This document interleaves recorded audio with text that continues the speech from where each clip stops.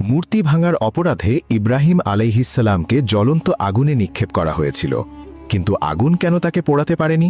হজরত ইব্রাহিম আলাইহিসসালাম দেখলেন তার জাতি পাথর ও কাঠের তৈরি মূর্তির পূজা করছে। তিনি তাদের জিজ্ঞেস করলেন, এই মূর্তিগুলো কি যাদের তোমরা ইবাদত করো? তারা বলল, আমরা আমাদের পূর্বপুরুষদের এভাবেই করতে দেখেছি। তখন ইব্রাহিম আলাইহিসসালাম বললেন, তোমরা এবং তোমাদের পূর্বপুরুষরা স্পষ্ট বিভ্রান্তির মধ্যে রয়েছ। একদিন যখন সবাই উৎসবে ব্যস্ত ছিল, তখন ইব্রাহিম আলাইহিসসালাম মন্দিরে প্রবেশ করলেন। হাতে ছিল একটি কুঠার।